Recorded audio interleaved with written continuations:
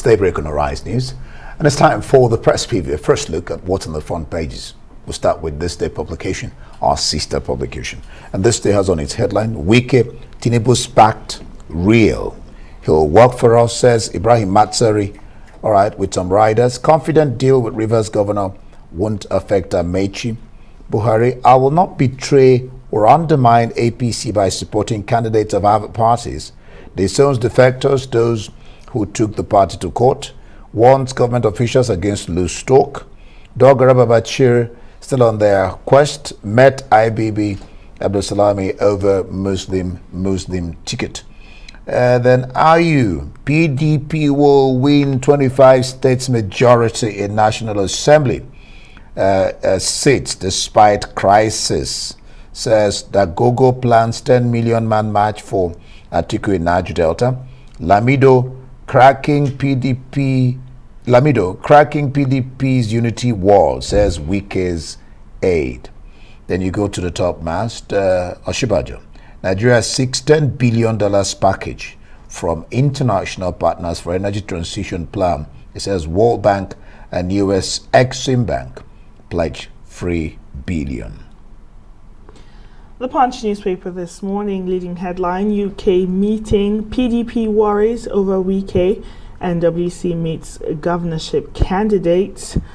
Let's take one rider there. Wike making PDP's efforts to liberate Nigerians difficult, says BUT member. More headlines. Wadume military panel clears 10 soldiers. Balarabe promoted. Moving on to other papers, this is the Nation newspaper. 2023, my support is for APC candidates only. That's according to President Muhammadu Buhari. He says ex-members contesting in other parties are on their own. Don't call him on the phone, don't text him. Knowledge, vision, courage, stand Tinubu out. That's on page 2. This one says federal government urges Canada to relax visa conditions. Let's look at the Sun, the Daily Sun. It says IBB Abdul Salami Dogara Babachir meet over Tinubu Shatima ticket. Two top northern Christians seek ex-leaders' support in opposition to same-faith candidacy. IPOB makes burial within 3 days of death compulsory in Southeast, vows to shut down mortuaries in the zone. Then Bianca Ojukwu suggests ways Igbo man can become the president. Then down that picture, Atiku, Wike fight takes new turn as ex-vice president heads to London to meet Rivers governor. PDP Gube candidate shuns a youth meeting. State party chapter hits ex-Jigawa governor over criticism of Wike. 3 major headlines here on the Guardian Nigeria. Idle refineries workers earn 136 billion naira amid $3 billion upgrade cost. More on that on page 6. 2 more headlines. MTN kicks off FG pilot in Nigeria, targets commercial launch in 7 cities. And just beside that, despite crisis, IU meets governorship candidates boast of PDP victory in 2023. The international papers, The Independent. UK faces mental health crisis. NHS leaders warn. The I newspaper. Labour's money troubles deepen. And for the press preview, let's bring in Emmanuel Ballo, who joins us now from our upstairs studio. Emmanuel, good morning. Thanks for joining us. Let's take a look at this day newspaper.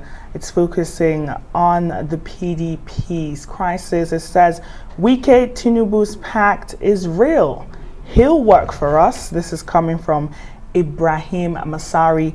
And one of the riders there that I want to focus on is what Buhari is saying. He says, I will not betray, undermine APC by supporting candidates of other parties.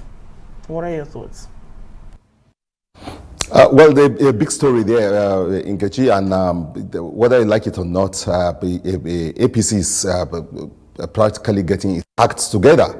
A big push yesterday when the president said those things. Said, look, I only support members of my party. He's wearing the national leader of the party hat on that, saying that, look, I'll only, there have been rumors that he probably will be friends with those who have defected or those who have taken the party. But the president coming out very strongly yesterday saying, look, I'm only going to support APC candidates as the national leader of the party. That support means a lot.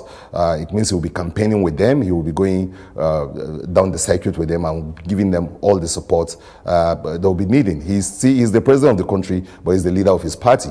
And so that's a good one for APC. APC too is getting it right now with the Wike thing. Masari saying very strongly yesterday. It's the second time Masari is talking about the fortunes of the APC. Remember the other day we reported, he said that, look, APC is going to just win. It doesn't matter what is going on. In spite of the huge criticism against the government of the APC, he said, look, APC is set to win again in 2023. Nothing is stopping this match.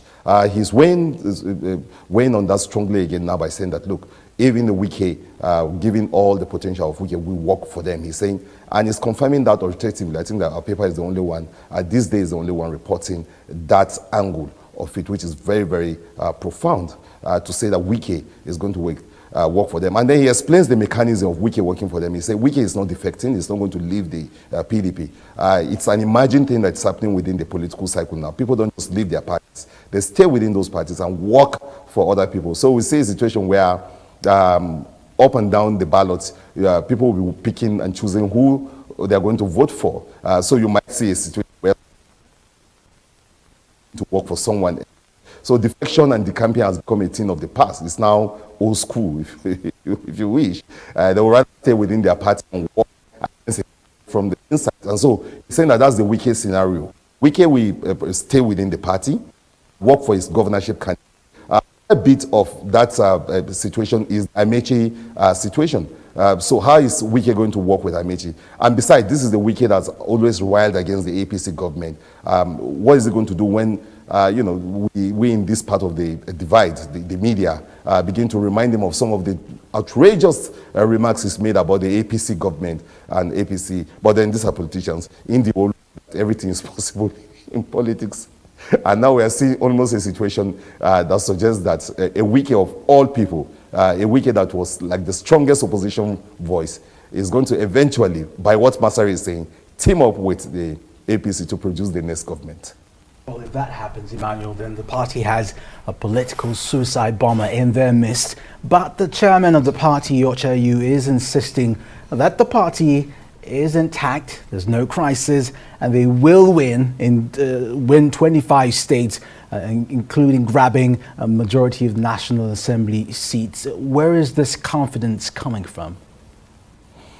Well, politicians are very optimistic because politics is the ultimate gambling and the ultimate casino itself. And they gamble, they have faith, they believe that they are going to win elections in spite of, you had Masari saying that despite the criticism and even the clear-cut failure of the APC government, a lot of people say the APC has not done very well. He's saying that, look, APC is going to win. And Wike, you call him a suicide bomber, they actually need those bombs of his. They need his state, they need his finances, they need his bombastic way of talking. So, but for the PDP, it's difficult to know where the confidence is coming from. They are hoping that, they can tap into the current disaffection. That was what the party was banking on. It was going to vote, or it was going to campaign with the records of the APC, hoping to get people to, to say, look, the APC has failed them, and hoping to say that, look, the APC is not a party of balance. It was not able to balance its ticket. The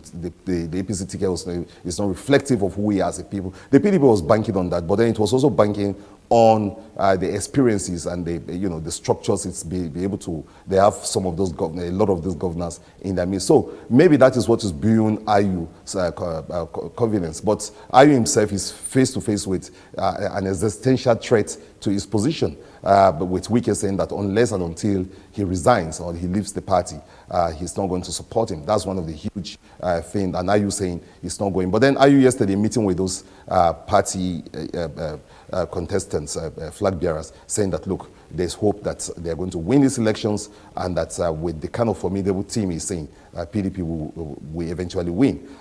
Kenneth, you asked about where he's getting his confidence from, and I'm saying that politicians like to talk like that, talk tough, and actually hope for the best. Optimist. Somebody told me that politicians believe anything is possible. All right, let's look at the Daily Sun. 3 stories just jump at you on the front page. Looks like the Muslim ticket thing is dying down, but Babachir Lawal, sorry guys, I can't hear anything. Sorry, I hope you can hear. I hope you can hear. I hope you can hear. Babachir Lawal and Dogara are visiting Daily Sun, are visiting IBB. They are meeting over the Tinubu Shetima ticket, like I said, which seems to be dying down, but they want to resurrect it. And then IPOB makes burial within 3 days of death compulsory in the southeast. Vows to shut down mortuaries in the zone. How can IPOB be doing that? Then Bianco Ojukwu suggests ways the Igbo man can become president. Look at these 3 stories in the Sun, Emmanuel.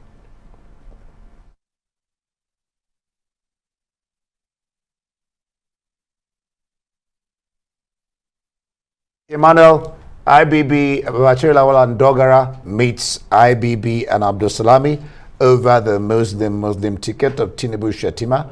IPOB in the East says burial must take place within 3 days. They vow to shut down mortuaries in the zone. And Bianco Ojukwu says, talks about the way that the Igbo man can become president.